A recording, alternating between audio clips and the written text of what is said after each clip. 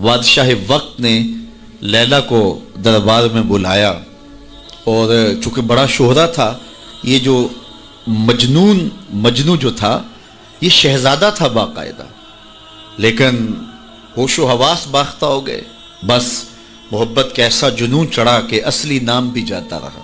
تیری محفل میں آ کے بدنام ہوئے، نگاہ زمانہ میں بے نام ہوئے، تو نے وعدہ کیا بچھڑیں گے نہ ہم، تیرے ہی ہاتھوں سے نیلام ہوئے۔ تشخص مٹ گیا، پہچان مٹ گیا، نام ہی مٹ گیا۔ کہتے ہیں یہ حضرت امام حسن اور حضرت امیر معاویہ کا جب وہ خلافت کا معاملہ تھا تو کسی نے اس سے پوچھا کہ ہاں بھئی تیری رائے کیا ہے، یہ اس دور میں ہوا ہے نا، تو کہا کہ ہاں تیری رائے کیا ہے؟ اس نے کہا دونوں ہی حقدار نہیں ہیں، میری لیلا حقدار ہے۔ تو کہا آنتا مجنون، تو کہیں پاگل تو نہیں ہو گیا؟ تو اس سے اس کا نام مجنون پڑ گیا۔ تو مجنون نام پڑ گیا، نام تو کیس تھا اس کا، لیکن نام بھی مٹ گیا، تشخص بھی مٹ گیا، پہچان بھی مٹ گیا، شہزادہ ہو کے گلیوں میں رل گیا، نام بھی باقی نہ رہا۔ اللہ اکبر۔ تو خیر بڑی دہائی تھی، تو خلیفہ وقت نے دربار میں لیلا کو بلا لیا کہ تیرے حسن میں کون سا جادو ہے کہ تو نے ایک شہزادے کو حواس باختہ کر دیا، اس کو اپنی ہوش بھی نہیں رہی ہے، مجھے تو تیرے میں کوئی خوبی نظر نہیں آ رہی۔ گفت لیلا را خلیفہ کاں تو ہی، کس تو مجنو شد پریشان و غوی، از دیگر خوباں تو افزون ایستی، باقی عورتوں سے تو کوئی انوکھی تو ہے نہیں، تیرے سے زیادہ حسین تو میری لونڈیاں ہیں۔ گفت خامش چوں تو مجنو نیستی، لیلا نے کہا بادشاہ چپ کر جا، تو کوئی مجنو تو نہیں، میں تمہیں خوبصورت نظر آؤں، تو کوئی مجنو ہے؟ دیدائے مجنو اگر بودے تو را، از دو عالم بے خطر بودے تو را، تیری آنکھ مجنو والی ہوتی پھر تو مجھے دیکھتا، تو ہوش دارو لیک مجنو بے خودست، در طریق عشق بیداری بدست، تو ہوش والا ہے اور مجنو ہوش کو چھٹی دے کے آیا، اور اس کوچے میں جو ہوش کی پونجی لے کر آئے اسے سودا نہیں ملتا۔ اللہ اکبر۔ یہاں ہوش گوا کے آنا پڑتا ہے، اس لیے تجھے میں کیسے خوبصورت دکھائی دوں؟ تو رومی سے نتیجہ نکالتے ہیں اگر لیلا کو دیکھنا ہو تو مجنو کی آنکھ چاہیے، اور اگر مصطفیٰ کو دیکھنا ہو تو ابو بکر کی آنکھ چاہیے، پھر جلوے انہی کے نظر آئیں گے۔ اور اقبال نے تو 2 قدم آگے جو ہے وہ بات کر دی۔ اقبال کہتا ہے مانائے حرفم کنی تحقیق اگر، بنگری با دیدائے صدیق اگر، قوت قلب و جگر گردد نبی، از خدا محبوب تر گردد نبی۔ اللہ اکبر۔ اقبال نے کتنی کمال کی بات کر دی، کہا کہ اگر میں تحقیقی بات کروں، معنی حرفم، اللہ اکبر، میں اگر اپنے معنی حرف کی تحقیق اور جستجو کے دائرے میں آ کے بات کروں اور پھر صدیق اکبر کی آنکھ سے دیکھوں تو میں جدھر دیکھوں جلوے محبوب کے دکھائی دیں۔ اور اگلی بات کر دی، اور اس کی مجھے تشریح کرنی پڑے گی اگر جو ہے وہ اس کا میں ترجمہ کروں، از خدا محبوب تر گردد نبی۔ اقبال کہتے ہیں کہ خدا سے بھی نبی محبوب لگنے لگ جاتے ہیں۔ تو اس کا کیا معنی ہے؟ تو اس پر بہت کچھ کہا جا سکتا ہے، لیکن سادہ اس کا مفہوم یہ ہے کہ خدا کی چوکھٹ تک رسائی نصیب ہوتی ہے تو پھر بھی شکریہ نبی کا ادا کرنا پڑتا کہ آپ نہ ہوتے تو یہ در بھی نہ ملتا، یہ دہلیز ملی تو آپ کی وجہ سے ملی نا۔ اسی لیے سجدہ کر کے، رکوع کر کے، قیام کر کے، سب کچھ کرنے کے بعد پھر ہاتھ باندھ کے کہا السلام علیکہ ایھا النبی، اے محبوب تمہارے اوپر سلام ہو جس نے مالک کی دہلیز دکھائی، جنہوں نے مالک کی چوکھٹ دکھلائی، ورنہ آج بھی اندھیروں میں بھٹک رہے ہوتے اگر آپ تشریف فرما نہ ہوتے۔ نہ خرد کی روشنی تھی، نہ نظر کی، نہ جنوں کی آگ ہی تھی، تیری راہبری سے پہلے یہ جہاں جہاں نہیں۔ تو زندگی کا حسن ملتا کیسے؟ ہمیں خدا تک آشنائی ملی ہے حضور کے صدقے سے۔ اللہ اکبر۔ فیض پہنچا اے رضا احمد پاک کا، اعلیٰ حضرت بولے فیض پہنچا اے رضا احمد پاک کا، ورنہ ہم کیا جانتے خدا کون ہے۔ پہچان ہوتی، انسان کی نظر تو دیکھ کے مانتی ہے نا، دیکھ کے، چھو کے، پکڑ کے، سن کے، اور ایسی ذات کو مان لیا جو دیکھی بھی نہیں جا سکتی، جس کو سنا بھی نہیں گیا، جس کو چکھا بھی نہیں جا سکتا، جس کو چھوا بھی نہیں جا سکتا، اچھا جس کو سوچا بھی نہیں جا سکتا۔ تو دل میں تو آتا ہے سمجھ میں نہیں آتا، میں جان گیا بس تیری پہچان یہی۔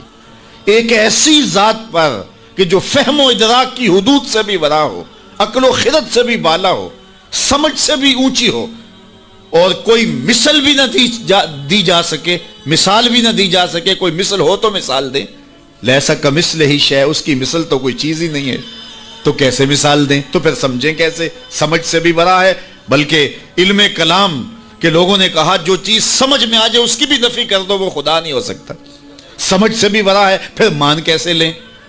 اللہ اکبر! انسان کی تو عادت ہے کہ وہ دیکھ کے مانتا ہے۔ قوم موسیٰ نے کہا نا لَن نُؤْمِنَ لَكَ حَتَّى نَرَى اللَّهَ جَهْرًا، ہم دیکھیں گے تو مانیں گے، دیکھیں گے تو نہیں مانیں گے۔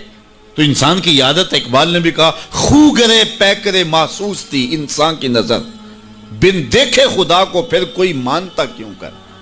انسان کی نظر محسوسات کی عادی ہے، دیکھتا ہے تو پھر مانتا ہے۔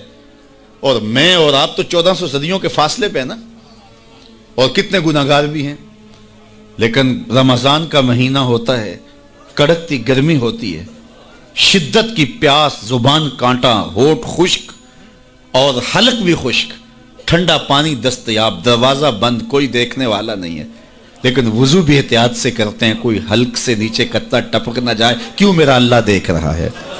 ایسی ذات پر اتنا پختہ یقین، اور اتنی صدیوں کے فاصلے پہ کھڑے ہیں پھر بھی اتنا پختہ یقین۔ یہ پختہ یقین ملا کیسے؟ محمد عربی کی چوکھٹ سے ملا ہے۔ اگر وہ نہ ہوتے تو کیسے اس ذات کو ہم مان لیتے؟ ہم وہاں تک پہنچتے کیسے؟ اللہ کے محبوب علیہ السلام ایک دن مدینے سے گزر رہے تھے، تو ایک شخص جس کا نام تھا سوا، تو وہ گھوڑا لیے جا رہا تھا، حضور کو پسند آ گیا، اس سے کہا کہ یہ بیچتے ہو؟ اس نے کہا بیچتا ہوں۔ کتنے کا؟ اتنے کا۔ کہا کہ رکو میں اس کی قیمت لے کے آیا اور تمہیں دیتا ہوں۔ گھوڑا چونکہ پسند آ گیا تھا حضور کو، تو آقا قیمت لینے گئے تو کسی نے اس کو رکے ہوئے دیکھا تو پوچھا یہاں کیوں کھڑے ہو؟ اس نے کہا مسلمانوں کے نبی سے اس گھوڑے کا سودا ہو گیا، تو وہ قیمت لینے گئے۔ اس نے کہا مجھے زیادہ پیسوں سے دے دو، تو اس نے کہا میں تو یار سودا کر چکا ہوں۔ اس نے کہا کہ کوئی گواہ تھا؟ کہا نہیں۔ کہا مکر جانا۔ اس کو پیسوں کی لالچ آ گئی، اس نے کہا ٹھیک ہے حضور، اتنے میں قیمت لے کے پہنچ گئے۔ تو اس نے کہا میں نے تو آپ سے سودا کوئی نہیں کیا۔ حضور نے کہا ابھی تو سودا ہوا ہے۔ وہ کہنے لگا میں نے سودا کوئی نہیں کیا۔ لوگ بھی اکٹھے ہونے لگے، ہجوم بن گیا۔ اب حضور کہے میں نے گھوڑا خریدا ہے، وہ کہے میں نے بیچا نہیں۔ اب جب لوگوں کا ہجوم بنا تو لوگوں کے ہجوم کا بھی ایک پریشر ہوتا ہے۔ تو اس نے کہا کہ اگر بات لوگوں پہ چلی گئی تو صادق بھی یہ ہیں، امین بھی یہ ہیں، تو لوگ تو انہیں سچا کہیں گے۔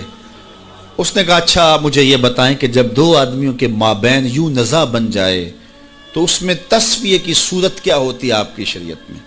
تو حضور نے فرمایا میری شریعت تو کہتی ہے کہ جو مدعی ہے وہ گواہ لائے، والیمین علی من انکر، جو انکار کرتا ہے وہ قسم دے دے۔ اس نے کہا پھر ٹھیک ہے، آپ کا دعویٰ ہے کہ آپ نے گھوڑا خریدا ہے تو پھر آپ گواہ دیں، اور اگر آپ کے پاس گواہ نہیں ہے تو پھر میں قسم دے دیتا ہوں۔ جھوٹ اس نے پہلے بول لیا تھا، قسم دینا اس کے لیے مشکل نہیں تھا، اور اس کو یہ بھی پتا تھا گواہ کوئی نہیں۔ تو اس نے کہا جناب آپ گواہ لے آئیں، آپ گواہ پیش کر دیں تو میں گھوڑا دے دیتا ہوں جس قیمت پہ آپ بتا رہے ہیں، اور اگر آپ کے پاس گواہ نہیں ہے تو پھر میں قسم دے دیتا ہوں۔ اب بھری بزم تھی، لوگوں کا ہجوم تھا، اور اس نے ایک ایسی بات کی۔ قبل اس سے کہ کچھ دیر گزرتی، حضرت حذیفہ رضی اللہ تعالی عنہ، حذیفہ بن یمان الانصاری رضی اللہ تعالیٰ عنہ آگے بڑھے اور کہا کہ گواہی مانگتا ہے؟ اس نے کہا جی میں گواہی مانگتا ہوں۔ تو کہا میں گواہی دیتا ہوں، جتنے میں حضور نے بتایا اتنے میں سودا ہوا ہے اور حضور نے گھوڑا خریدا ہے۔ اس نے کہا جی ٹھیک ہے مجھے پیسے مل گئے اور ٹھیک ہے میرا مطالبہ پورا ہو گیا، گواہی چاہیے تھی، درکار تھی گواہی مل گئی۔ تو اس نے گھوڑا دے دیا اور قیمت اس نے لے لی۔ قیمت اس نے اپنی مرضی کی گھوڑے کے مطابق ہی لی تھی، وہ تو زیادہ پیسوں کے لالچ میں مکرا تھا۔ تو خیر اس کو راستہ نکلنے کا مل گیا، تو اس نے کہا جی ٹھیک ہے جی، گھوڑا اس نے حضور کو دے دیا اور قیمت اس نے خود لے لی۔ تو حضور علیہ السلام جب چلنے لگے، لوگ ہٹنے لگے، تو حضور نے حضرت حذیفہ رضی اللہ تعالیٰ عنہ کو اشارے سے قریب کیا اور کہا کہ تم نے گواہی دی، تم تو موقع پہ موجود ہی نہیں تھے، تو تم نے گواہی کیسے دی؟ تو حضرت حذیفہ رضی اللہ تعالیٰ عنہ نے کہا حضور گھوڑا کیا ہے، آپ کے کہنے پہ تو ہم نے رب کی گواہی دے دی، ہم نے رب کو دیکھا تھا، آپ نے کہا نہ ہے تو ہم نے مان لیا، تو یہ گھوڑا کیا ہوتا ہے؟ تو حضور نے آپ حضرت حذیفہ کا ہاتھ پکڑ کے فضا میں بلند کیا اور لوگوں کو کہا جانے والوں رک جاؤ. لوگ ٹھہر گئے. کہا کسی عدالت کو کچہری میں گواہ کی ضرورت ہو تو میری شریعت 2 گواہ مانگتی ہے، لیکن جہاں میرا خزیمہ ہوگا، ہاں حذیفہ نہیں، خزیمہ بن ثابت انصاری رضی اللہ عنہ، جہاں میرا خزیمہ ہوگا وہاں ایک ہی گواہی 2 کے قائم مقام ہوگا. فیض پہنچا اے رضا احمد پاک کا، ورنہ ہم کیا جانتے خدا کون ہے. میں اگر خدا سے ملنا چاہوں تو مجھے بتاؤ نہ کہ میں کدھر جاؤں.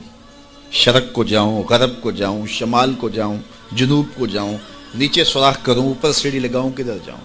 میں آپ سے ملنا چاہتا ہوں تو میں شرق کی جانب سفر کروں گا. آپ مجھ سے ملنا چاہتے ہیں تو غرب کی جانب دوڑیں گے. لیکن میں خدا سے ملنا چاہتا ہوں، وہ تو جہتوں سے پاک ہے، وہ تو سمتوں سے پاک ہے. تو اس کو ملنا چاہوں تو بتاؤ کدھر جاؤں. اللہ اکبر. آئیے ذرا قرآن کا اسلوب دیکھیے. وَإِذَا سَأَلَكَ عِبَادِي أَنِّي فَإِنِّي قَرِيبٌ. حبیب میرے بندے تیرے پاس آ کے میرا پوچھتے ہیں. بندے میرے ہیں، مجھے ڈھونڈتے ڈھونڈتے تیرے پاس آ گئے اور تیرے پاس آ کے پھر میرا پوچھنے لگے. فَإِنِّي قَرِيب. ان آنے والوں کو بتلا دیجئے کہ میں دور نہیں ہوں، نیڑے ہی. فا تاقیبیہ کے بعد علماء تفسیر نے لکھا کہ کل مقدر ہے، یہاں کل ماننا پڑے گا. فَإِنِّي قَرِيب اے فَقُلْ إِنِّي قَرِيب. ان کو کہہ دیجئے کہ وہ دور نہیں، آگے ہو تو مل جائے گا. یہ ہے ترجمہ کل کے مقدر ماننے سے. لیکن صوفیہ فرماتے ہیں کل کو مقدر ماننے کی ضرورت ہی کیا ہے، بات ہی سیدھی ہے. حبیب میرے بندے مجھے ڈھونڈتے ڈھونڈتے تیرے تک آ گئے. تو محبوب جب تیرے تک آ گئے میں پھر بھی دور ہوں. میرے بندے جب مجھے ڈھونڈتے ڈھونڈتے تیرے تک جو آ گئے تو محبوب تیرے تک آگے ہیں تو میرے تک آگے. یہ تیرے پاس آ کے پھر میرا پوچھ رہے ہیں. خضر بتلائے تو کیوں کر بتلائے، اگر ماہی پوچھے کہ دریا کہاں، اگر مچھلی چھلانگ لگا کے غوطے کھا کے پھر پوچھے کہ دریا کدھر ہے تو خضر کیا بتائیں گے اسے. محبوب تیری گلی میں آ کے میرا پوچھتے ہیں، جو تیرے پاس آگے وہ میرے پاس آگے، کیونکہ تیرے تک پہنچنا ہی تو میرے تک پہنچنا ہے. اور میرے امام پھر بولے بخدا خدا کا یہی ہے در، نہیں اور کوئی مفر مکر، جو وہاں ہو یہیں آ کے ہو، جو یہاں نہیں وہ وہاں نہیں. وہی لا مکان کے مکی ہوئے، سر عرش تخت نشیں ہوئے. یہ نبی ہیں جس کے ہیں وہ مکان، وہ خدا ہے جس کا مکان نہیں. تو کہا اگر خدا تک پہنچنا ہے تو مصطفیٰ تک جانا ہوگا، بس یہی راستہ خدا تک پہنچتا ہے. اللہ اکبر. تو حضرت عیسیٰ علیہ السلام نے فرمایا لوگوں میں جا رہا ہوں اور میرے بعد اب وہی آئے گا جس کا نام احمد ہوگا. تو ایک حواری اٹھ کے کھڑا ہو گیا اور کہنے لگا کہ حضرت جس کے قصیدے آپ بھی پڑھ رہے ہیں کیا وہ آپ سے بھی افضل ہوگا؟ تو سنو حضرت عیسیٰ نے کیا جواب دیا. آپ کے سینے میں ٹھنڈ پڑ جائے گی. ویسے تھوڑی سی تقریر میں اور کروں گا لیکن میں یہی بھی چھوڑ دوں تو آپ ناراض نہیں ہوں گے، اس لیے کہ بات اتنی ہے کہ پورا سال آپ پر نشہ طاری رہے گا. اللہ اکبر. کہا حضرت جس کے قصیدے آپ بھی پڑھ رہے ہیں کیا آپ سے بھی افضل ہوگا؟ تو سنو حضرت عیسیٰ نے کیا جواب دیا. انجیل برنباس میں آج بھی یہ لفظ موجود ہیں. تو حضرت عیسیٰ علیہ السلام نے کہا افضل ہونے کی بات کرتے ہو، وہ تو اتنی عظمتوں کا حامل ہے، اگر اس کے نالین کے تسمے کھولنے کی سعادت ابن مریم کو مل جائے تو یہ بھی مقدر کی بات ہے، یہ بھی بخت کی بات ہے کہ ان کے نالین کے تسمے کھولنے کی سعادت مل جائے. تو دنیا منتظر رہی، زمانہ انتظار کرتا رہا. تو لوگ کہاں کہاں منتظر رہے، ہم نے کوئی انتظار نہیں کیا. آنکھ کھلی تھی تو مسجد کے سپیکروں سے آواز آ رہی تھی مصطفیٰ جان رحمت پہ لاکھوں سلام. ہم اذان جب ہم نے آنکھ کھولی تو صدائیں مل رہی تھی کہ نبی جی اللہ اللہ اللہ ہو. تو ہم کتنے خوش نصیب ہیں، کتنے بخت والے ہیں کہ ہمیں آغوش مادر میں حضور کا نام مل گیا، کوئی انتظار ہی نہیں کرا. اقبال کتنے فخر سے کہا کرتے تھے نام تو از پدر آموختم. حضور آپ کا نام میں نے اپنے باپ سے سنا تھا، آپ کا نام میں نے اپنے باپ سے سنا تھا، آپ کے درود کی لوری اپنی ماں سے سنی تھی، اپنی بہن سے حضور کا پیار سنا. تو یہ ہمیں میسر آیا. خوش نصیب ہیں ہم لوگ کہ ہمیں یہ دور ملا. ہاں ایک ہمیں افسوس ہوتا ہے کہ کبھی حضور کے دور میں ہوتے، وہ لمحے میسر آتے لیکن میرے آقا جانتے تھے میرے امتی بعد میں تڑپیں گے. حضور نے جو ہے وہ ہمیں آنے والوں کو تسلی دیتے ہوئے اتنی خوبصورت بات کی. ایک دن صحابہ بیٹھے تھے, فرمایا طوبی لمن رآنی وآمن بی وطوبی سبع مرات من لم یرانی وآمن بی. فرمایا صحابہ تمہیں مبارک ہو, تم نے مجھے دیکھا اور میرے اوپر ایمان لائے. اور فرمایا انہیں 7 مبارکیں ہوں جنہوں نے نہیں دیکھا ہوگا پھر بھی ایمان لائیں گے. نفس ایمان کی حضور نے 7 مبارکیں دی ہیں. طوبی لمن رآنی وآمن بی وطوبی سبع مرات من لم یرانی وآمن بی. تو کہا انہیں 7 مبارکیں ہوں جنہوں نے دیکھا بھی نہیں پھر بھی نام پہ تڑپ رہے ہوں گے. اللہ اکبر, نام سن کے جان مارنے کے لیے تیار ہوں گے. حضور کا نام آتا ہے آنکھوں میں آنسو آ جاتے ہیں, دل تڑپتا ہے, کیا کیفیات باطن ہوتی ہیں. تو یار یہ کوئی چھوٹی دولت ہے؟ حضور کا نام سن کے یہ کیفیت نصیب ہو جائے, یہ ان کے پیار کی علامت ہے. پیار ہوتا ہے تو آنکھوں میں آنسو آتے ہیں, اور جہاں آنسو ہوتے ہیں وہاں رحمتیں ہوتی ہیں. علامہ رومی فرماتے ہیں جہاں پانی چلتا ہے وہاں سبزہ اگتا ہے, اور جہاں آنسو بہتے ہیں وہاں رحمت اترتی ہے. تو یہ ان کے پیار کے آنسو ہے, یہ ان کی محبت کے آنسو ہے. بلکہ امام غزالی نے غالباً لکھا ہے کہ حضور کے پیار میں, اللہ کی خشیت میں جو آنسو آئیں تو ان کو صاف نہ کرو بلکہ ان کو رخساروں پہ مل لیا کرو. یہ تو خوش نصیب آنسو ہیں جو حضور کی یاد میں بہے ہیں, جو حضور علیہ السلام کے ذکر میں بہے ہیں. تو یہ میری اور آپ کی خوش بختی, اور اگر وہ نہ آتے تو ہم آج بھی اندھیروں میں ہوتے, ظلمتوں میں ٹھوکریں کھا رہے ہوتے اگر حضور تشریف نہ لاتے. خدا شناسی تو بڑی دور کی بات ہے, ہم خود شناس بھی نہ ہوتے اگر حضور نہ آتے. ہمیں اپنے آپ سے آگہی نہ ملتی, اپنی ذات سے شناسائی نہ ملتی اگر حضور نہ آتے. ورنہ دیکھیے کہ آج کتنے لوگ عقل و بینش, فہم و ادراک میں کتنے آگے ہیں, لیکن کیا انہیں حضور کا در نہیں ملا تو کیا وہ آج آشنائی رب سے اور آشنائی ذات سے مالا مال ہیں؟ کتنے لوگ ہیں پی ایچ ڈی ڈاکٹر ہیں لیکن بتوں کے آگے ہاتھ جوڑے اپنی حاجتیں ان کے سامنے پیش کر رہے ہیں. ان کی عقل و فہم, ان کی عقل و بینش, ان کی ڈگریاں انہیں نہیں بتا رہی کہ اپنے بدن پہ بیٹھی مکھی بھی نہ اڑا سکیں میری ضروریات کے کفیل کیسے ہو سکتے ہیں, لیکن آگے کھڑے ہوئے ہیں. اللہ اکبر. لیکن دوسری جانب میں ایک مثال دیا کرتا ہوں. میں ایک بچپن میں ایک چیز دیکھی کہ ہماری مسجد میں ایک بچہ اپنے پینچے کو مل مل کے دھو رہا تھا. تو میں نے دور سے جھڑکنے کے لہجے میں اسے کہا کہ تم نے اتنا زیادہ پانی کھولا ہوا ہے. تو وہ کہنے لگا جی میں گلی سے گزر رہا تھا تو کسی جانور کے پیشاب کا چھینٹا پڑ گیا اور میں سکول جا رہا ہوں. اور وہ کوئی درس نظامی کا فارغ تحصیل نہیں تھا کہ اس نے نجاست غلیظہ و خفیفہ کے احکام پڑھے ہوں. تو اس سے میں سوچنے لگا کہ اس ڈاکٹر کو تو سمجھ نہیں آئی جو گائے کا پیشاب تبرک سمجھ کے پی رہا ہے, اور اس 8 سال کے پرائمری کلاس کے بچے کو سمجھ آ گئی, اور یہ پانچے کے اوپر پڑے ہوئے پیشاب کے غیر مری چھینٹے کو بھی گوارا نہیں کر رہا. تو میں نے کہا اس کی طبیعت میں یہ تقدس کہاں سے آ گیا؟ تو اندر سے آواز آئی وہ ہے ڈاکٹر لیکن اس کے ہاتھ میں دامن میرے حضور کا نہیں, اور یہ ہے بچہ لیکن ماں نے گٹی میں پیار حضور کا دیا ہے, اس لیے تقدس اس کی روح تک اتر گیا ہے, اس کے باطن میں اتر گیا ہے. تو یہ ان کے صدقے سے ہمیں زندگی کا نور نصیب ہوا ہے, ورنہ آج بھی ہم اندھیرے اور ظلمت میں ہوتے, اور آج بھی ہم کسی بت کے آگے ہاتھ جوڑے کھڑے ہوتے اگر ان کا در نہ ملتا, ان کی چوکھٹ نہ ملتی, اور ان کی دہلیز میسر نہ آتی. نہ خرد کی روشنی تھی, نہ جنوں کی آگہی تھی, تیری رہبری سے پہلے یہ جہاں جہاں نہیں تھا. اور آج زندگی کا سارا نور اور باطن کے سارے اجالے اور شعور و عقل اور فہم و ادراک کی ساری دولتیں جو ہمیں میسر ہیں یہ حضور علیہ السلام کی ولادت کے صدقے سے ہمیں میسر آئی ہیں. ورنہ واشیوں سے بدتر معاشرہ تھا, اور بدترین معاشرہ تھا جس میں زندگی انسانیت کاٹ رہی تھی. بلکہ میں کہوں گا کہ صرف حضور علیہ السلام کی آمد کے فوائد مرتب صرف مسلمانوں پہ نہیں ہوئے, مومنوں پر احسان تو ہے ہی ہے کہ ان کی دنیا بھی اور آخرت بھی سنور گئی, باقی بھی پوری کائنات کے اوپر بسنے والے انسانوں کو جہاں کہیں بھی آپ کو شعور اور روشنی اور اجالا نظر آئے گا وہ سارا صدقہ ہے آمنہ کے جگمگاتے چاند کا. جہاں بھی روشنی نظر آئے گی آپ کو, جہاں بھی کسی نے کچھ سیکھا ہے. آج ہم اگرچہ کچھ معاملات میں کچھ قوموں سے پیچھے رہ گئے اور وہ بہت آگے جا چکے ہیں, لیکن انہوں نے یہ نور اٹھایا کہاں سے ہے, یہ روشنی لی کہاں سے ہے؟ اگر معاشرتوں کی روشنیاں ہیں اگر عدل و انصاف کے نور پھیلے ہیں معاشرے میں اور مختلف قوموں کے اندر، تو وہ سارے کے سارے اسی دہلیز سے لیے گئے ہیں اور اسی چوکھٹ سے اٹھائے گئے ہیں۔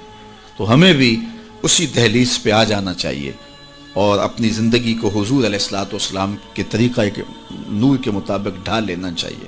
ہمیں تو کسی اور در پہ جانے کی ضرورت نہیں ہے، ہمیں تو کسی دہلیز پہ ماتھا ٹیکنے کی ضرورت نہیں ہے، ہمیں تو مکمل اسوہ اور مکمل نمونہ زندگی دیا گیا حضور کی ذات کی صورت کے اندر۔ اس لیے ہم اپنی گھریلو زندگی سے لے کر کے اپنے سیاسی امور تک اسی دہلیز سے لے کر کے اپنی زندگی کو جنت بنا سکتے ہیں اور اپنی آخرت بھی بہتر کر سکتے ہیں۔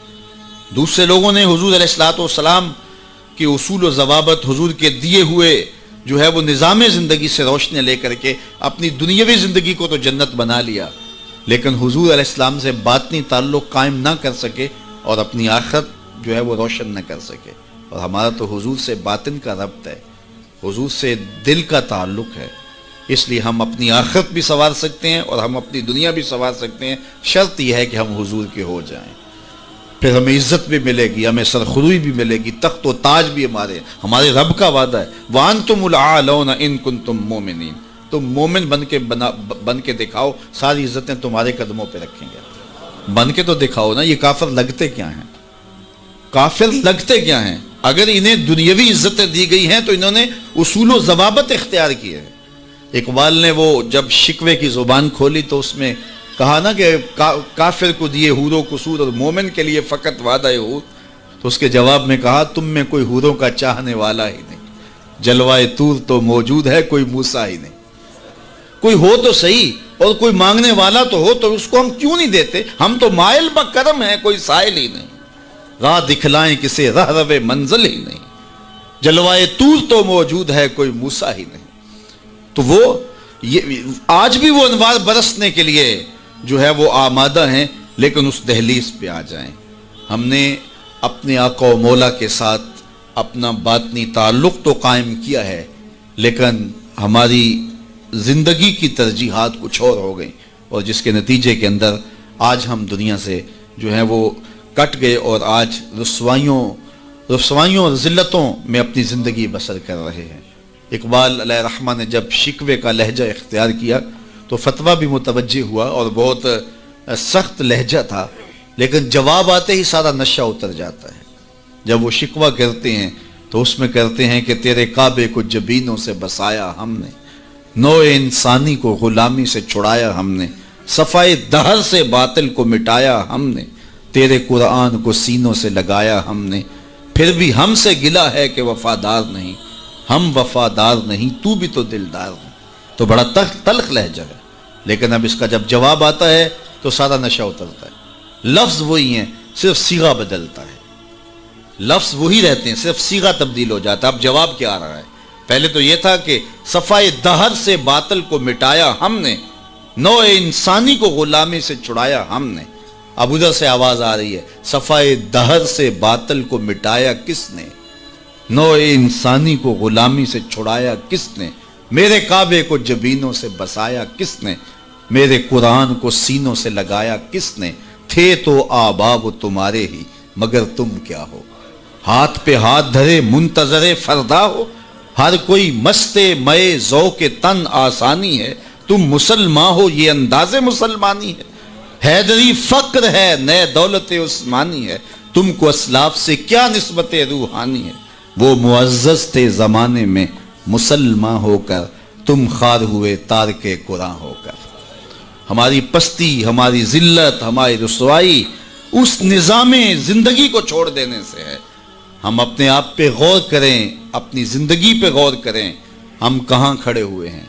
یہ بات تو ہمیں کہی گئی تھی نا کہ جو الطہور نصف الایمان، صفائی آدھا ایمان ہے، لیکن یہ ان لوگوں نے اپنا لیا کہ جن کے مذہب میں نہانا اور غسل کرنا روا نہیں تھا۔ آپ جو ہے وہ فرانس کی خوشبوئیں پوری دنیا کے اوپر مشہور جانتے ہیں، کبھی اس کا پس منظر بھی جو ہے وہ معلوم کیا کہ کیا ہے؟ کیونکہ یہ غسل نہیں کرتے تھے اور بدن سے اتنی بدبوئیں اٹھتی تھی کہ ان پر جو ہے خوشبو اس پر غالب کرنے کے لیے طرح طرح کی خوشبوئیں یہاں آئیں تاکہ جو ہے وہ بدبو سے لوگ ناک پہ جو لوگ ملنے آتے وہ ناک پہ ہاتھ رکھ لیتے. ان کے بادشاہوں کے جسموں سے بدبو آیا کرتی تھی, ان کے ہاں نہانا نہیں تھا. یہ تو مسلمانوں نے آ کے سکھایا. اور جب اندلس انہوں نے فتح کیا تو اس وقت جو وہاں واشروم انہوں نے بنائے تھے مسلمان, سب سے پہلے انہوں نے غالب آ کے ان کو توڑا اور پھر اسی روش میں چلے گئے. پھر آہستہ آہستہ انہوں نے سوچا کہ یار دیکھو تو صحیح. اور آج صفائی پسند وہ ہو گئے, آج گلیاں ان کی صاف ہیں, آج بازار ان کے صاف ہیں, آج ملک انہوں نے ایسے بنا کے رکھے ہیں جیسے ایک سگڑ بی بی اپنا گھر سنوار کے رکھتی ہے, اور ہمارے گلی کے اندر ہم کچرا پھینک کے گھر چلے جاتے ہیں. میں بعض قد گزرتا ہوں, چونکہ تنگ گلیوں میں بھی جاتا ہوں, بازاروں میں بھی جاتا ہوں, پیدل بھی جاتا ہوں اور سواریوں پہ بھی جاتا ہوں. آپ بھی یہ منظر دیکھتے ہیں کہ 6 فٹ کی گلی ہوتی ہے تو دونوں جانب نالیاں ہو رہی ہوتی ہیں, تو درمیان میں صرف 3 فٹ جگہ ہوتی ہے. میاں ایک سائڈ نالی بنا لو, چلو گلی کشادہ ہو جائے. لیکن ادھر والے نہیں مانتے کہ ہماری جانب نالی ہو, وہ کہتے ہیں ادھر نہیں مانتے, چلو فیصلہ کیا کہ دونوں جانب نالیاں ہوں. جب قوم کا مزاج یہ ہوگا تو کیا قوم ترقی کرے گی جو اتنی قربانی بھی نہیں دے سکتی؟ تو اب گندگی کے ڈھیر جگہ جگہ پڑے ہوئے ہیں. حکومت کو چھوڑیں آپ, حکومت کی ترجیحات, حکومت کی دلچسپیاں, ان کے معاملے, وہ تو جو کرتے ہیں. جو فریضہ ہمارا تھا ہم نے وہ نبھایا, ہم نے اس فریضے کو پورا کیا. تو ہم اپنے رویوں پہ غور کریں. ہمارے آقا نے ہمیں کتنا ستھرا دین دیا تھا, کتنا پیارا دین دیا تھا. میں نے اس مرتبہ میلاد کے موقع پہ کہا کہ دیکھو ہماری ترجیحات, کہ ہم نے پورا, ہم ایک گلی سے گزرا تو وہ گلی کے اوپر پورا وہ گوٹا کناری کی ہوئی تھی اور جھنڈیاں بھی اور چراغاں بھی کیا تھا اور بہت زیادہ پیسے لگے ہوئے ہوں گے. تو نیچے جو ہے وہ گلی تو وہ کچی تھی. تو میں نے کہا اگر یہ اوپر نہ ہوتا, نیچے کنکریٹ کی گلی ان پیسوں سے بن جاتی تو یہ رسول اللہ زیادہ خوش نہ ہوتے اور حضور کی امت کو زیادہ نفع نہ ہوتا اور یہ میلاد کے نام پہ ہو جاتا. لیکن نیچے کچی گلی ہے اور وہ کہتے ہیں یہ حکومت کی ذمہ داری ہے, اور ہم نے اوپر گلی کے اوپر گوٹا کناری بھی کی ہوئی ہے اور اسے چراغاں بھی کیا ہوا ہے اور اس کے اوپر فانوس بھی لٹکائے ہوئے ہیں اور لاکھوں روپے اس گلی کو سجاتے ہوئے ہم نے لگا دیا. لیکن اگر ہم پکی کر لیتے گلی تو وہ زیادہ اچھا نہ تھا کہ وہ ہمیشہ کے لیے جو ہے وہ ایک مسئلہ ختم ہو جاتا. لیکن وہ نہیں کریں گے, یہ کریں گے ہم نے اپنی ترجیحات اپنی مرضی سے مقرر کی ہوئی ہیں. تو میرے رسول صلی اللہ علیہ وسلم نے جو ہمیں دین دیا ہے اس دین کو اختیار. اس کا یہ مطلب نہ لیا جائے کہ میں میلاد کے چراغاں کا مخالف ہوں. آج کل تو یہ بھی بڑا ڈر لگا رہتا ہے کہ فتوے ایک دم جو ہے وہ متوجہ ہو جاتے ہیں اور کافر سے نیچے تو چھوڑتے ہی نہیں نا. لیکن یہ دکھڑے ہیں ہمارے. میں کہتا ہوں گلیاں سجاتے ہو دل ویران نہ رہے. میں کہتا ہوں چراغاں کرتے ہو مکانوں کی چھتوں پہ کرو, میں اس کا انکار نہیں کرتا, لیکن دل کی گلیوں میں اندھیرا نہ رہے. اور تم جھنڈیاں لگاتے ہو حضور کے نام کی, ایک ایک پرت پہ, دل کے ایک ایک پرت پہ نام محمد کی جھنڈی بھی لگاؤ. اور میں نے الحمدللہ جگہ جگہ میلاد کے موسم میں اس مرتبہ توجہ دلائی کہ آپ اس طرح کریں کہ اپنے محلے کے اندر فہرست بنائیں, اپنی گلی کے اندر فہرست بنائیں. اللہ تعالیٰ نے یہ نظام رکھا ہوا ہے. غربت کے زمانے کے اندر بھی ایسا ہوتا ہے کہ ایک گلی کے اندر 20 یا 25 گھر ہیں تو 1-2 گھر والوں کو اللہ تعالیٰ نے مال و دولت سے فرازہ جو ہے وہ مالا مال کیا ہوتا ہے. باقی جو ہے وہ پوری گلی کے لوگ غریب ہو سکتے ہیں, لیکن کوئی ایک آدھ آدمی اللہ تعالیٰ وہاں امیر رکھا ہوتا ہے. ایک پورا گاؤں ہے, دیہات ہے اور بڑا غریب دیہات ہے, لیکن وہاں بھی کچھ 5, 10, 15 ذمہ دار ہوتے ہیں یا کچھ لوگ مالی طور پہ مستحکم ہوتے ہیں. یہ اللہ تعالیٰ نے نظام رکھا ہے. وہ جو 5-10 لوگ ایک بستی میں امیر ہیں, ایک گلی کے اندر 15 یا 20 گھر ہیں تو سارے غربا کے گھر ہیں, تو 2-3 گھر جو ہیں اللہ تعالیٰ نے ان کو نوازا ہوا ہے. تو وہ 2-3 گھر یا اس گاؤں کے اندر جو ہے وہ 10-12 لوگ وہ سوچیں کہ ہمیں سرخاب کے پر لگے ہیں کہ ہمیں دولت زیادہ دی گئی ہے. عقل و فہم کی وجہ سے بھی دولت زیادہ نہیں ہوتی. میاں صاحب فرماتے ہیں بے وقوفاں دے نوکر ویکھے دانش مند سیانے. ایسا بھی ہوتا ہے, یہ اللہ کی تقسیم ہے, وہ جس کو عطا کر دے. تو اب جس کو دولت زیادہ دی گئی ہے وہ سوچے کہ مجھے کیوں زیادہ دی گئی ہے.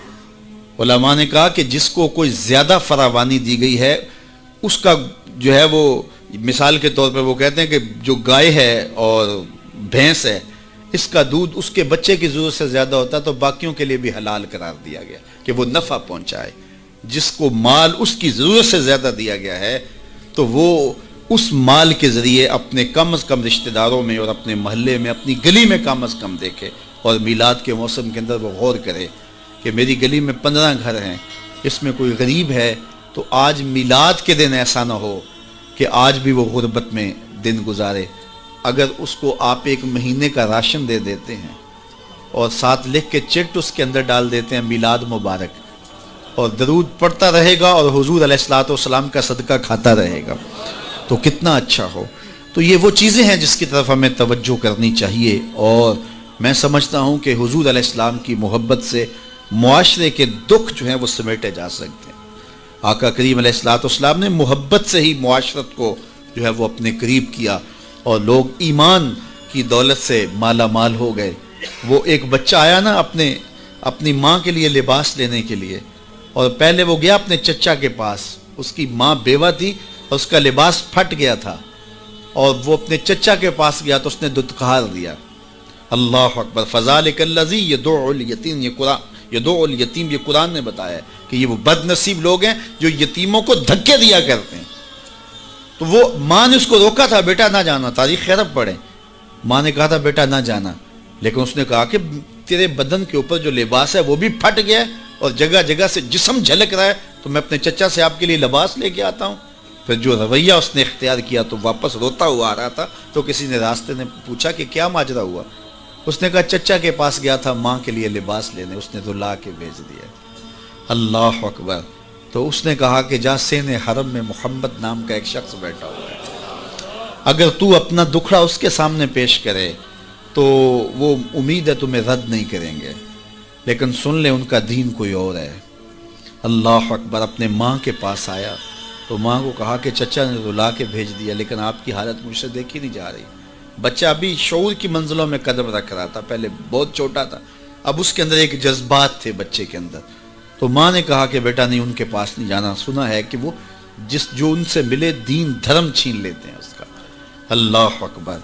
تو حضور علیہ الصلوۃ والسلام کے پاس جانے سے ماں روکنے لگی، لیکن بچے نے کہا کہ امی میں پکا رہوں گا، بتوں کا وفادار رہوں گا، تم اس ٹینشن کو، اس پریشانی کو چھوڑ دو۔ اور حضور کی خدمت میں حاضر ہوا۔ حضور صحن حرم میں چادر اوڑے بیٹھے ہوئے تھے، اور جا کے کہنے لگا میں پہلے بات آپ سے کر لیتا ہوں، آپ کا دین میں نے قبول نہیں کرنا۔ حضور مسکرا کے بولے بیٹا بتاؤ کس لیے آئے ہو؟ کہا میری ماں بے لباس ہے، میں آپ سے لباس لینے آیا۔ حضور نے چادر رحمت اتار کے اس کے کندھوں پہ ڈالی۔ اللہ اکبر۔ وہ واپس آ گیا اور ماں پر حضور کی چادر اڑائی۔ اللہ اکبر۔ اور ماں نے کہا کہ بیٹے اس نے اپنا دین تو نہیں تجھے دیا؟ کہا نہ، میں نے پہلے کہہ دیا تھا تیرے دین نہیں مانوں گا۔ ماں کہنے لگی پتر اس کا دین ماننا چاہیے، یہ جس نے رحمت کی چادر ہمارے سر پہ تان دی۔ اللہ اکبر۔ تیری تک کے ادامہ میں مرید ہو گئے۔ اس بوڑھی عورت کا قصہ بھی آپ نہیں بھول سکتے، جو گھر کا سامان باندھ کے اپنے دروازے پہ بیٹھی ہوئی تھی، اور اس نے سنا تھا مکے میں ایک جادوگر آیا ہے جسے ملتا ہے اس کا دین چھین لیتا ہے۔ اس نے سوچا ساری زندگی لات، منات، حبل، عزا ان کے ساتھ وفا کی ہے، یعوق اور نصر کے قصیدے پڑھے ہیں، تو اب آخری زندگی میں کیا میں ود اور سوا کو چھوڑ دوں گی، میں یعوس اور نصر کو چھوڑ دوں گی، میں لات اور منات کو چھوڑ دوں گی؟ کہا کہ کہیں ایسا نہ ہو کہ کہیں اس سے ملاقات ہو جائے اور وہ دین ہی میرا چھین لے، مجھے شہر چھوڑ دینا چاہیے۔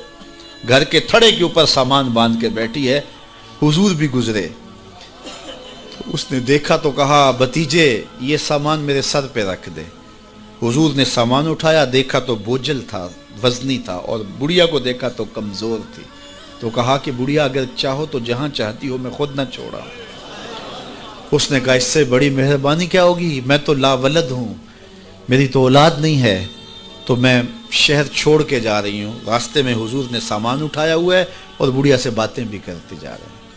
تو بڑھیا کو کہا کیوں جا رہی ہے؟ اس نے کہا کہ سنا ہے یہاں ایک جادوگر ہے جو لوگوں کا دھرم لوٹ لیتا ہے، لوگوں کا دین لوٹ لیتا ہے۔ میں نے ساری زندگی بتوں سے وفا کی ہے، میرے آبا و اجداد نے بتوں سے وفا کی ہے، میں چاہتی ہوں دین اجداد ہاتھ سے چھوٹ نہ جائیں، آخر اس شہر میں رہتی ہوں کہیں مل نہ جائے، تو میں چاہتی ہوں کہ میں شہر چھوڑ جاؤں، زندگی کی چند سانسیں باقی ہیں، میں وفا کے ساتھ تو گزاروں۔ غالب نے کہا تھا نا وفاداری بشرط استواری اصل ایمان ہے، اس پہ اختلاف بھی کیا جا سکتا ہے۔ مرے کعبے میں تو بت خانے میں گاڑو برہمن کو، وہ کہتا ہے چاہے بت سے وفاداری ہو، وفاداری تو اس نے کہا میں تو وفاداری کرنا چاہتی ہوں اپنے بتوں سے، اور میں شہر چھوڑ کے مکہ جا رہا ہوں، جانتی ہوں ام القریٰ ہے، بستیوں کی ماں ہے، اس شہر کو شہر جمال کہتے ہیں، شہر خوباں ہے، لیکن میں اس شہر کو چھوڑ کے جا رہی ہوں۔ خیر حضور نے کچھ نہیں کہا، اس کا سامان نہیں پھینک دیا کہ ٹھیک ہے تم پھر جاؤ، سامان اس کا اٹھایا اور جہاں تک اس نے جانا تھا سامان پہنچایا، سامان سپرد کر کے واپس پلٹنے لگے تو اس نے کہا بچے اپنا نام تو بتا دے، لوگ کہیں گے کہ مکہ چھوڑ آئی ہو تو بتاؤں گی ایک جادوگر کے دکھ سے چھوڑ آئی ہوں، تو وہ کتنا برا بھلا کہیں گے شہر مکہ کو کہ جس مکہ سے لوگ نقل مکانی کرنے پہ مجبور ہو گئے، تو میں انہیں یہ بھی بتاؤں گی کہ جس مکے میں جادوگر رہتا ہے اتنا اچھا نوجوان بھی رہتا ہے، تو تیرا نام لیا کروں گی، تیرے قصیدے پڑھا کروں گے۔ تو حضور علیہ السلام مسکرا پڑے، کہا بڑھیا جس جادوگر سے بھاگ کے آئی ہے وہ تیرے سامنے کھڑا ہے۔ اس نے کہا سچ سے آپ ہی محمد ہیں؟ حضور نے فرمایا نام میرا یہی ہے۔ تو اس نے کہا پھر آپ کا جادو میرے پہ چل گیا ہے۔ اللہ اکبر، تیری تک کے ادامہ میں مرید ہو گئی، لوگوں کی خدمت کریں، بوڑھوں کے کام آئیں، دکھیوں کے کام آئیں، مصیبت زدہ کے کام آئیں۔ حضور یتیم ہو کے یتیم پرور تھے، لاچاروں کی مدد کرتے، لوگوں کے گھروں میں پانی بھر کے دے دیتے، اور دکھیوں کے کام آ جاتے اور مصیبت زدوں کے کام آ جاتے۔ تو حضور سے پیار کرنے والوں، امت میں آپس میں حسد نہ پھیلاؤ، بغض نہ کرو، نفرتوں کے پہاڑ اکٹھے جو کھڑے نہ کرو، ایک دوسرے سے پیار کرو، جڑو، امت وحدہ بنے، اور اپنے ماحول کو، اپنی معاشرت کو ایک خوبصورت معاشرت کا رنگ دو، اور اپنی زندگی کو حضور کے نام کر دو۔ حضور کی محبت تو انسانوں کو جوڑتی ہے، حضور علیہ السلام کی محبت تو انسانوں کو یکجا کرتی ہے۔ جس طرح ایک باپ کے بیٹے ہوتے ہیں اور آپس میں پیار کرتے ہیں، اور ان کی سانج باپ ہوتا ہے، ساری امت کی سانج آمنہ کے لال ہیں۔ تو حضور کی وجہ سے ہم جڑے ہوئے ہیں، حضور کے نام پہ ہم اکٹھے ہوئے ہیں، تو اپنی زندگیوں کے اندر عملی تبدیلی پیدا کریں۔ آقا کریم کی اسوہ نور کو دیکھیں، کتنا میٹھا اسوہ تھا میرے حضور کا، کتنی میٹھی زندگی گزار کے گئے ہیں، کتنا پیارا دور حضور نے گزارا ہے، اور وہ ہمارے لیے مکمل، اکمل اور خوبصورت نمونہ ہے حضور کی حیات طیبہ۔ اللہ ہمیں حضور علیہ السلام کی حیات کا نور نصیب کرے، اور زندگی کے جو ایام ہمیں بچے، ہمیں میسر آئے ہیں، ان ایام میں یاد خدا میں ہماری زندگی گزرے۔ جب ہم ایک دوسرے سے پیار کریں گے، حسد نہیں ہوگا، حقد نہیں ہوگا، بغض نہیں ہوگا، کینے نہیں ہوگے، نفرتیں نہیں ہوں گی، تو پھر زندگی خوشگوار ہوگی۔ ہم نے اپنی زندگی کو خود جہنم زار بنایا ہوا، ایک دوسرے کے اوپر ہماری بدگمانیاں، ایک دوسرے کے اوپر حسد، بغض اور کینے، اس نے زندگی کو اوکھا کر دیا ہوا ہے، اور سمجھتے یہ ہیں کسی نے جادو کر دیا ہے، کسی نے ٹونا کر دیا ہے، کسی نے سایہ کر دیا، کسی نے تعویذ ڈال دی ہیں۔ اور میاں نہیں ڈالا ہوا، ہم نے اپنے اندر تعویذ خود حسد اور بغض کے ڈالے ہوئے ہیں، وہی ہمیں چین نہیں لینے دیتے، ہمیں سکون نہیں آنے دیتے۔ اور اگر اپنے اندر کو صاف کریں، ستھرا کریں، پاکیزہ کریں، 5 گانا سجدہ ریزی کی عادت ڈالیں، کسی کا برا نہ چاہیں، اللہ کی مخلوق کے لیے رحمت اور راحت کا سامان بن جائیں، تو پھر دیکھنا کہ کوئی تعویذ آپ کے اوپر نہیں ہوگا، کسی بابے کے پاس چوکڑی بڑھنے کی ضرورت بھی نہیں ہوگی، اور گڑولیاں بھرنے کی ضرورت بھی نہیں ہوگی۔ تمہارا رب اتنا مہربان ہے کہ 70 ماؤں سے زیادہ اپنے بندے سے پیار کرتا ہے، ہر ایک شخص کے ساتھ اس نے ایک محافظ فرشتہ مقرر کیا ہوا ہے جو شیاطین سے حفاظت کرتا ہے بندے کی، تو اس کی تو کرم نوازی ہے۔ زندگی کو اوکھا ہم نے خود اپنے لیے بنایا ہوا ہے، تو زندگی کو سوکھا بنائیں، زندگی کو آسان بنائیں، زندگی کو راحت قدا بنائیں، جہنم قدا نہ بنائیں۔ اور یہ تب ممکن ہوگا جب ہم حضور علیہ السلام کے طریقہ حیات کے مطابق اپنی زندگی ڈال لیں گے۔ میلاد میں آنے والوں کے لیے یہی پیغام ہے۔ اللہ تعالیٰ جل شانہ آپ سب کو دنیا آخرت کی بھلائیاں عطا